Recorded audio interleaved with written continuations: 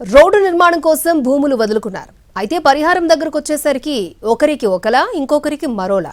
ఈ తేడా వివాదానికి తెరలేపింది. నిర్వాసితులు రోడ్డెక్కేలా చేసింది. నల్గొండ శివార్లలోని 565 జాతీయ రహదారి పరిహారం వ్యవహారంపై రచ్చ సాగుతోంది. అందరికీ ఒకేలా ఇవ్వకుండా వ్యత్యాసాలు చూపిస్తూ ఉండడంతో నిర్వాసితులు ఆందోళనకు దిగుతున్నారు.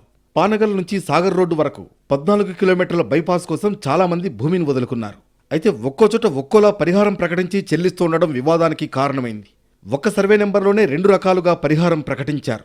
ఇది తెలుసుకుని బాధితులు రోడ్డెక్కారు. ప్రభుత్వం ఇచ్చేదానికి బహిరంగ మార్కెట్ విలువకు చాలా తేడా ఉందని అంటున్నారు. 565వ నంబర్ జాతీయ రహదారి నల్గొండలోని పానగల్ వద్ద ప్రారంభమై Arjalabavi, Marriguda, Charlapalli, housing board colony, Devarakonda road మీదుగా నాగార్జున సాగర్ రోడ్డు వద్ద హైవేతో కలుస్తోంది. దాదాపు 1250 మంది నిర్వాసితులు ఉన్నారు. వీరంతా ఇప్పుడు ఆందోళన బాట పట్టారు. అదే 2019లో 9 లక్షల వాల్యూ కొన్నాను. మరి కృతజ్ఞతలు. ఎందుకంటే రోడ్డు వేయడానికి మేము సంసిద్ధమే, కానీ మరి పరిహారంలో చాలా వ్యత్యాసం ఉన్నది. ఆర్జాలబావి దగ్గర 10 నుంచి 10,500 ఇవ్వడం జరిగింది గదానికి. మరి అదేవిధంగా మాకు హౌసింగ్ బోర్డుకు మామిలగూడకు కూతవేడు దూరంలో ఉన్న హౌసింగ్ బోర్డు నిన్న మన వేలంపాటలో 13,000 నుంచి 15,000 వేలంపాట పాడి అమ్మడం జరిగింది గవర్నమెంట్ ప్లాట్లు. మరి కొంతమంది 28,500 గజం 28,500 కూడా వేలంపాటలో దక్కించుకున్నారు.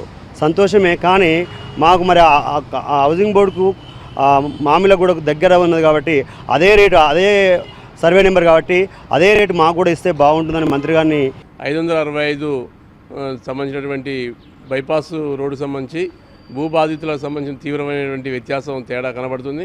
నష్టపరిహారం ఇచ్చే దగ్గర పానగల్ నుంచి ఇటు సాగర్ రోడ్డు దాకా చేస్తున్న క్రమంలో ఒక ప్లాట్ దగ్గర నుంచి ఒకే సర్వే నెంబర్లో కూడా 2 రకాల రేట్లు ఇస్తున్నారు. ఒక్కో దగ్గర 20-25 లక్షలు ఉంటే ఒక దగ్గర 2,000, 3,000 గజం పడుతున్న పరిస్థితి ఉంది. లక్షల తేడా వస్తున్న పరిస్థితి ఉంది. అధికారులు దాన్ని సర్వే చేసిన సందర్భంలో జరిగిన నష్టం రైతాంగం తీవ్రమైన నష్టానికి గురవుతున్న పరిస్థితి ఉంది. అధికారులు మళ్ళొకసారి పునఃసమీక్ష చేయాలి. ముందు తమ పరిహారం సంగతి తేల్చాకనే రోడ్డు పనులు ప్రారంభించాలన్నది వీరి ప్రధాన డిమాండ్. అలాగే అందరికీ ఒకే మాదిరిగా ఎక్స్గ్రేషియా ఇవ్వాలని పట్టుబడుతున్నారు. దీనిపై ప్రభుత్వం ఏం తేలుస్తుందన్నది చూడాలి.